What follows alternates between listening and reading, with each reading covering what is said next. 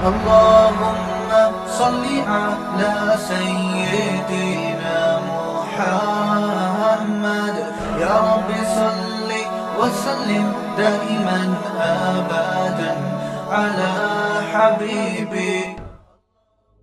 اگر تم مدد نہیں کرو گے تو کوئی بات نہیں ہے. اللہ نے اس وقت محمد صلی اللہ علیہ وسلم کی مدد کی تھی جب ان کو مکہ والوں نے نکال دیا. کوئی پرسان حال نہیں تھا. کیسی مدد کی؟ اذ یقول لصاحبہ، جب وہ اپنے ساتھی سے کہہ رہا تھا. اس سے بڑی فضیلت کسی صحابی کی نہیں ہو سکتی. کیسی محبت سے، اور گویا اس میں ایک تانے کا عنصر بھی ہے کہ تم اگر مدد نہیں کرتے تو محمد کے ساتھی نے محمد کی صلی اللہ علیہ وسلم، انہوں نے مدد کی ہے اور اللہ نے ان کے ذریعے سے کروائی ہے. تو گویا اس سے پتہ چلا کہ محمد صلی اللہ علیہ وسلم اور ابو بکر یہ ساتھ ساتھ ہیں. پوری امت کو اللہ ان کے مقابلے میں لا کے کھڑا کر رہا ہے، اور مقابلے میں حضرت ابو بکر کو نہیں ذکر کیا اللہ نے.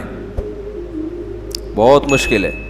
یعنی اللہ کہہ رہا ہے کہ تمام صحابہ سے اور تمام مسلمانوں سے کہ تم اگر محمد صلی اللہ علیہ وسلم کی مدد نہیں کرتے تو کوئی بات نہیں ہے. اللہ نے اس وقت مدد کی تھی جب وہ دو تھے، محمد ان دو میں کے ایک تھے. تو گویا اللہ نے نبی صلی اللہ علیہ وسلم اور حضرت ابو بکر صدیق کو ایک طرف اور باقی پوری امت کو اس کے مقابلے میں ذکر کیا کہ باقی پوری امت اگر ان کی مدد کرے نہ کرے، اللہ نے تو ان دونوں کی مدد کر لی ہے. کتنی بڑی فضیلت ہے یہ حضرت ابو بکر کی. اور علماء کہتے ہیں کہ اس آیت میں حضرت ابو بکر کا صحابی ہونا، ساتھی ہونا یہ منصوص ہے، کیونکہ اللہ نے حضرت ابو بکر کو نبی کا ساتھی کہا ہے. ساتھی ہر ساتھ رہنے والے کو نہیں کہتے، ساتھی اس ساتھ رہنے والے کو کہتے ہیں جو آپ کا دوست ہو. منافق کو کبھی ساتھی کہیں گے؟ بولو بھائی. تو ساتھ رہنے والا جو دوست ہوتا ہے اس کو کیا کہا؟ کیونکہ بعض دفعہ دشمن بھی ساتھ میں آ جاتا ہے. تو اس سے پتہ چلتا ہے کہ حضرت ابو بکر رضی اللہ تعالی عنہ کے ایمان کی اللہ اس آیت میں گواہی دے رہے ہیں. حضرت ابو بکر کو اگر کوئی مومن نہ مانے، معاذ اللہ منافق مانے، تو وہ اس آیت کا واضح لفظوں میں انکار کر رہا ہے. اذ یقول لصاحب، اور اللہ کہہ رہا ہے کہ ساری دنیا اگر محمد کی مدد چھوڑ دے گی صلی اللہ علیہ وسلم تو ابو بکر کے ذریعے اللہ کس کی مدد کرے گا؟ نبی کی مدد کرے گا اللہ، جیسے اللہ نے کی ہے. جو دو میں کے ایک تھے، وہ ایک دوسرا تھا اور ایک کون تھے؟ یہ نبی تھے. اذ یقول لصاحبہ، دونوں پریشان تھے. حضرت ابو بکر زیادہ پریشان تھے نبی کی وجہ سے. نبی ابو بکر کو کیا دے رہے تھے؟ تسلی. عجیب بات ہے، جو جس کی مدد کے لیے آتا ہے تو مدد کرنے والا تسلی دیتا ہے نا. یہاں تسلی کون دے رہا ہے؟ نبی. یہ نبی کی محبت کی علامت ہے. اور ابو بکر کو غم اپنا نہیں ہو رہا تھا. کس کا غم ہو رہا تھا؟ محمد صلی اللہ علیہ وسلم کا. وہ واقعہ تو پتہ ہی ہوگا نا. وہ بھائی جو غار میں ٹھہرے تھے، مشرکین نے آ کے گھیر لیا تو اللہ تعالیٰ نے حکم دیا کبوتر کو کہ اس نے فوراً جالا بنا دیا. اور تو وہ کہنے لگے اس کے اندر تو کوئی جا نہیں سکتا، یہ تو بہت پرانا جالا لگا ہوا ہے. تو اس طرح اللہ تعالیٰ نے بچایا. تو اللہ تعالیٰ نے قیامت تک آنے والے انسانوں کو بتایا کہ اللہ نے ابو بکر کے ذریعے محمد صلی اللہ علیہ وسلم کی مدد کروائی ہے. تم اگر نہیں کرو گے تو اللہ نے جب اس وقت کروائی ہے تو اللہ اور دوبارہ ایسے لوگ پیدا کر دے گا. وہ الگ بات ہے کہ پھر امت مدد کرتی رہی ہے اور اللہ کو دوبارہ پیدا کرنے کی ضرورت نہیں پڑی. حضرت عمر رضی اللہ تعالیٰ عنہ فرماتے تھے کہ حضرت ابو بکر اگر میری ساری زندگی کی نیکیاں لے کے مجھے صرف وہ والی رات دے دیں جب پوری قوم ایک طرف اور ابو بکر غار میں نبی کے ساتھ، پوری زندگی کی نیکیاں لے کے صرف وہ ایک رات مجھے دے دیں تو میں اس سودے کے لیے تیار ہوں. کتنی حضرت عمر کی نیکیاں تھیں. فرمایا ساری لے لو، وہ ایک رات دے دو. کیونکہ اس رات کا جو اللہ نے بڑی شان سے قرآن میں ذکر کیا، ایسا تذکرہ اللہ نے کسی اور رات کا نہیں کیا. ایسی شان سے اللہ نے ذکر کیا. اس وقت کو یاد کرو جب یہ دو میں سے، دیکھو آپ یہ بھی کہہ سکتے تھے، اللہ تعالیٰ یوں بھی کہہ سکتے تھے کہ جب محمد صلی اللہ علیہ وسلم اپنے ساتھی کے ساتھ تھے، نا ثانی اثنین، دو میں سے ایک. یہ گویا رتبہ بیان کرنے کے لیے کہ دونوں کیا کیا ہیں, بالکل قریب قریب ساتھی ہیں, قریب قریب. تو اللہ ان دونوں میں سے دونوں کو ہر ایک کا دوسرا کہہ رہا ہے. تو یہ بھی بلاغت ہے قرآن مجید کی. تو اسی وجہ سے علماء امت کا اجماع ہے کہ تمام پیغمبروں کے بعد سب سے بڑا مقام کس کا ہے؟ حضرت ابو بکر رضی اللہ تعالیٰ عنہ کا. بعض لوگ کہتے ہیں بھائی اہل بیت کو فضیلت ہونی چاہیے, نبی کے داماد تھے حضرت علی. ایک صاحب تقریر کر رہے تھے کہ ابو بکر اور عمر نے تو نبی کو اپنی بیٹی دی ہے اور حضرت علی کو نبی نے اپنی بیٹی دی ہے, تو فضیلت کس کی ہوئی؟ بھائی علی, حضرت علی کی فضیلت ہوئی کہ نبی اپنی بیٹی, ان کو بیٹی دینا مشکل کام ہے نا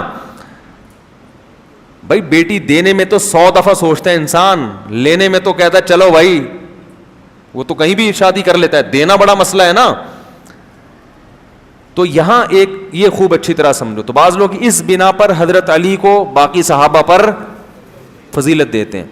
یہ خوب اچھی طرح سمجھ لیں ایک مضمون کہ ایک فضیلت ہوتی ہے جس کو فضیلت جزئی کہتے ہیں اور ایک کہلاتی ہے فضیلت کلی. یہ میں کئی دفعہ بیان کر چکا ہوں, نئے نئے لوگ ہیں تو اس مضمون کو میں دوبارہ بیان کرتا ہوں. دیکھو حضرت موسیٰ علیہ السلام کو یہودی کہتے ہیں کہ موسیٰ علیہ السلام کو تو اللہ کوہ طور پہ بلا کے ہم کلام ہوا کرتے تھے اور محمد صلی اللہ علیہ وسلم پہ وحی آتی تھی جبریل کے ذریعے, تو جبریل واسطہ بنتے تھے اور ادھر اللہ بغیر واسطے کے. تو یہودی کہتے ہیں بتاؤ فضیلت پھر کس کی ہوئی؟ یہ اشکالات اٹھاتے ہیں. فوراً جواب جاتا ہے یار موسیٰ علیہ السلام تو پھر زیادہ فضیلت والے ہوئے, کیا خیال ہے؟ بھائی ان سے تو اللہ براہ راست ہم کلام ہو رہا ہے اور نبی کو جبریل کے ذریعے وحی کر رہا ہے. بھائی کیا ہو گیا؟ اشکال ہوتا ہے کہ نہیں ہوتا؟ پھر ایک اشکال یہ کرتے ہیں کہ قرآن میں بتاؤ سب سے زیادہ ذکر کس پیغمبر کا ہے؟ جواب موسیٰ علیہ السلام کا. کہہ رہے محمد صلی اللہ علیہ وسلم کا تو اتنا ہے نہیں, تو فضیلت کس کی ہوئی؟ مسلمان کہے گا بھائی موسیٰ علیہ السلام کی ہوئی. اس طرح کی باتیں کر کے تو وہ کہتے ہیں بھائی یہ تو ان کی فضیلت ہوئی. پھر عیسائی کہتے ہیں کہ بتاؤ قرب قیامت میں کون سے نبی آئیں گے؟ ہم کہتے ہیں عیسیٰ علیہ السلام آئیں گے. کہ محمد صلی اللہ علیہ وسلم آئیں گے؟ ہم کہتے ہیں نہیں آئیں گے. تو کہا اب دیکھو فضیلت کس کی ہوئی؟ ابے بولنے میں گورنمنٹ نے کوئی پابندی لگائی ہے کیا؟ تو بول لو بھائی حضرت عیسیٰ علیہ السلام کی. وہ کہتے ہیں بتاؤ حضرت عیسیٰ علیہ السلام مردوں کو زندہ کرتے تھے؟ ہم کہتے ہیں ہاں کرتے تھے. کہہ رہے ہیں محمد صلی اللہ علیہ وسلم کرتے تھے؟ ہم کہہ رہے ہیں نہیں کرتے تھے. بتاؤ فضیلت کس کی ہوئی؟ تو یہ سمجھنے کی. اسی طرح جو شیعہ حضرات ہیں وہ کہتے ہیں کہ حضرت ابو بکر نے نبی کو بیٹی دی ہے, لیکن نبی نے بیٹی دی کس کو ہے؟ حضرت علی کو. تو فضیلت کس کی ہوئی؟ تو کہہ گا بھائی یہ تو حضرت علی کی ہونی چاہیے. تو حضرت علی کی فضیلت کے ہم منکر نہیں ہیں, بیٹی دینا بڑی بات ہے, حضرت علی کا بڑا اکرام ہے, یہ پیغمبر اپنی بیٹی دیں, اس میں کوئی شک نہیں ہے.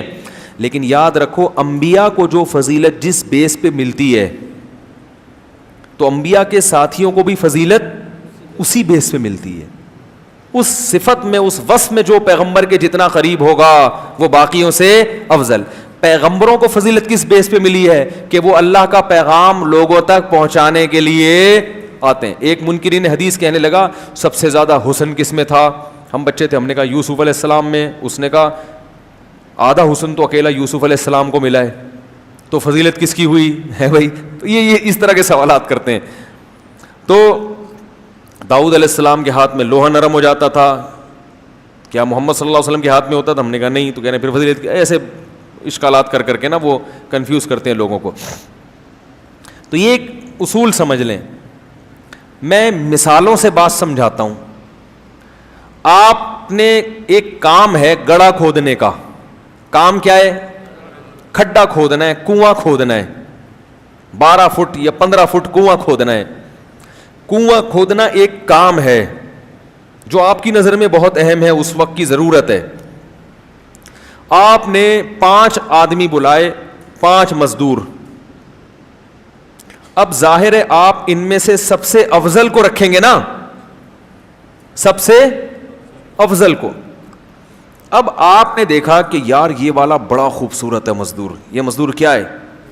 حسن و جمال, کیا زبردست بھینی بھینی خوشبو آ رہی ہے اس کے جسم سے. تو لہذا وہ مزدور کہہ رہا ہے بھائی میں سب سے زیادہ خوبصورت ہوں اور یہ 4 ان کی شکل اچھی نہیں, لہذا میری فضیلت زیادہ ہے, مجھے رکھو. آپ رکھ لو گے؟ دوسرا کہتا ہے نا نا نا, اس خوبصورت سے کہتے ہیں تیرے پاس پیسے ہیں؟ وہ کہہ رہا نہیں. کہہ رہا ہے میں 18 گریڈ کا آفیسر ہوں. ایک مثال ہے, وہ الگ بات ہے کہ زمانے کی وجہ سے میں جاب لیس ہو گیا, میرا رتبہ اس سے زیادہ ہے, میرا مقام اس سے, میں آفیسر ہوں, اس کی تو کوئی سنتا نہیں, میری تو ساری دنیا سنتی رہی ہے. تیسرا کہتا ہے میں فلاں قوم کا آدمی ہوں, میں سید ہوں, میں کیا ہوں. چوتھا یہ کہتا ہے. پانچواں کہتا ہے جتنی دیر میں یہ گڑا, پانچواں جو ہے نا اس کی نہ شکل اچھی ہے, بس صورت ہے, نہ اخلاق اچھے ہیں, بات کرنے کی تمیز ہے ہی نہیں, ناک بہری ہے اس کی, اور کپڑے بھی گندے, بدبو آ رہی ہے. آپ اس سے کہتے ہیں تو یہاں کیوں آیا ہے؟ کہہ رہا ہے یہ جتنی دیر میں گڑا کھودیں گے نا, گھنٹے میں کھودیں گے, میں 1 گھنٹے میں کھود کے دکھا دوں گا, اور ایسی صفائی سے کام کر کے دکھاؤں گا کہ جو آئے گا بولے گا بھائی کنواں ہے کنواں, کسی مشین سے کھدوایا ہے کیا, اور ریٹ میرے کم ہے, لیکن شکل اچھی نہیں ہے. تو کس کو ترجیح دو گے آپ؟ آپ بولو گے بھائی تو خوبصورت سے, بھائی کوئی رشتہ تھوڑی دینا ہے تجھے ہم نے, نکل یہاں سے. دوسرے کہو گے 18 گریڈ, تجھے کوئی ٹھپا تھوڑی لگوانا ہے ہم نے ڈاکومنٹس پہ, پتلی گلی سے نکل لے. ان سے پوچھا کتنی دیر میں, 18 گریڈ والے کہہ رہے ہیں بھائی میں 4 دن لگا دوں گا, کیونکہ یہ میرا کام تو ہے نہیں, میں تو ساری زندگی ایئر کنڈیشن میں بیٹھا ہوں. دوسرا کہہ رہا ہے میں حسن و جمال اتنا ہے کہ میں اس کو بچاتے بچاتے 6 دن لگاؤں گا, زیادہ پسینہ آ گیا تو نمکیات نہ نکل جائیں, تو یہ نہ ہو جائے, تو وغیرہ, اور آتا بھی نہیں ہے مجھے. تو آپ ترجیح اس موقع پہ کس کو دو گے؟ تعریف کرو گے اس کی جس میں حسن, کہا گا آپ ماشاءاللہ بڑے اچھے آدمی ہو, بڑے ماشاءاللہ جچ رہے ہو آپ, بہت اچھے ماشاءاللہ, کرتا لگتا ہے کہ آپ نے ان سے ادھار لیا ہے, تو تعریف کرو گے. لیکن اس موقع پر ترجیح کس کو دو گے؟ کیونکہ اس وقت آپ کی نظر میں سب سے زیادہ اہم کیا چیز ہے؟ کنواں کھدوانا. تو یاد رکھو اللہ نے انسانوں کو پیدا کیا اپنی عبادت کے لیے تاکہ یہ مجھ سے جڑے رہیں. تو اللہ تعالیٰ بہت سارے دنیا میں کام کرتے ہیں, لیکن اور بہت سارے کام اللہ نے حکیموں کو بنا دیا لوگوں کے علاج کرانے کے لیے, ڈاکٹروں کو پیدا کر دیا لوگوں کے علاج کے لیے, سائنسدانوں کو پیدا کیا اللہ نے تاکہ یہ ترقی کروائیں, چاند اور سورج پہ قدم, سورج پہ تو نہیں خیر اتنی نہیں ہو رہی, چاند پہ اور مریخ پہ قدم رکھنے کی باتیں کریں, اور میکینک کو اللہ نے پیدا کر دیا وہ مختلف چیزیں بنا بنا کے مارکیٹ میں لاتا رہے. یہ ساری چیزیں انسانیت کے مقاصد میں نہیں ہیں, ضرورت ہے, ہونے چاہیے, لیکن انسانیت کو پیدا کیوں کیا تھا؟ وما خلقت الجن والانس الا لیعبدون. اصل مقصد کیا تھا؟ یہ میری عبادت کریں. تو اس اصل مقصد کے لیے جو لوگ دنیا میں آتے ہیں وہ تمام لوگوں سے افضل, تبھی تمام پیغمبر تمام لوگوں سے افضل, ڈاکٹروں سے بھی, انجینئر سے بھی, سائنسدان سے, کیونکہ اصل مقصد ان کو دیتے ہیں اللہ تعالیٰ. بالکل ایسے جیسے آپ کی نظر میں آپ کنویں کو فوکس کر رہے ہیں نا, تو آپ اس میں بس صورت, خوبصورت, ان چیزوں کو نہیں دیکھو گے, آپ کہو گے یہ والا کام کون کر کے دے گا مجھے. سمجھا پا رہا ہوں میں اپنی بات؟ تو پیغمبروں کو جو اللہ بھیجتے ہیں انسانوں کو کس سے جوڑنے کے لیے؟ اللہ سے. اس لیے اللہ کی نظر میں فضیلت سب سے زیادہ کس کی ہے؟ پیغمبر کی. اب پیغمبروں میں بھی مختلف درجات ہیں, تو پیغمبروں میں جو جس پیغمبر میں یہ رسالت والا معنی سب سے زیادہ ہوگا, اللہ کی نظر میں وہ پیغمبر سب سے زیادہ افضل. حضرت موسیٰ علیہ السلام کو یقیناً یہ فضیلت حاصل ہے کہ اللہ کوہ طور پہ بلا کے ہم کلام ہوتے تھے, مگر حضرت موسیٰ میں جو رسالت والی صفت تھی وہ ہمارے نبی سے کم تھی, کیونکہ ایک مخصوص قوم کی طرف نبی بنا کے بھیجا گیا, چند لوگوں کو, چند لاکھ کو یا چند ہزار کو اللہ سے جوڑنے کے لیے. محمد صلی اللہ علیہ وسلم کو سارے انسانوں کی طرف اللہ نے پیغمبر بنا کے بھیجا ہے. نہیں آ رہی بات؟ بھائی دیکھو ایک مزدور ہے جس سے ایک کنواں, آپ اس کو کہتے ہو کہ یار اس کو ایک کنواں دے دو, اس سے زیادہ کی صلاحیت نہیں, اور ایک مزدور ہے پورے ملک کا ٹھیکہ آپ اس کو دیتے ہو, تو یقیناً کنواں کھودنے میں یہ دوسرے سے زیادہ ماہر ہے. جبکہ آپ کی نظر میں کنواں کھودنا ایک وقت کی ضرورت ہے, اللہ کی نظر میں لوگوں کو انسانوں سے ملانا. تو اللہ تعالیٰ نے نوح علیہ السلام بھی بھیجے, موسیٰ علیہ السلام بھی, عیسیٰ علیہ السلام بھی, بہت ساری چیزیں دی. حضرت عیسیٰ کو کہا مردے زندہ کرو, حضرت عیسیٰ کو یہ فضیلت, یہ فضیلت, یہ فضیلت, مگر بتا دیا کہ جب محمد صلی اللہ علیہ وسلم دنیا میں آئیں گے آپ کی شریعتیں منسوخ. لو کان موسیٰ حیا لما وسعہ الا اتباعی موسیٰ کوہ طور پہ جا کے اللہ سے ہم کلام ہوتے ہیں, بڑی فضیلت ہے, مانتا ہوں. گویا نبی بزبان حال یہ کہہ رہے ہیں, ہمارے نبی گویا بزبان حال ہمیں بتا رہے ہیں کہ مانتا ہوں اللہ نے موسیٰ سے بڑی محبت کی ہے, کوہ طور پہ بلا کے ہم کلام ہوئے, لیکن اگر موسیٰ آج زندہ ہو جائیں تو جب تک میری پیروی نہیں کریں گے جنت میں داخل نہیں ہو سکتے. تو پتہ یہ چلا کہ رسالت والا معنی کس میں سب سے زیادہ ہے؟ محمد صلی اللہ علیہ وسلم میں. اس میں کوئی آپ کے برابر نہیں ہے. کس لحاظ سے؟ نمبر ایک, تمام انسانوں کی طرف, عرب عجم کالے گورے, کوئی پیغمبر تمام انسانوں کی طرف نہیں آیا, سارے انسانوں کی طرف. نمبر دو, لاسٹ میں اب آپ کے بعد کوئی دوسرا آ کے آپ کے پیغام کو کینسل نہیں کر سکتا. حضرت عیسیٰ اگر قرب قیامت میں آئیں گے تو محمد صلی اللہ علیہ وسلم کے پیغام کو ہی آگے پہنچانے کے لیے, اپنا نیا پیغام لے کر نہیں آئیں گے. تو یہ جو رسالت والا معنی ہے یہ سب سے زیادہ کس میں ہے؟ محمد صلی اللہ علیہ وسلم میں.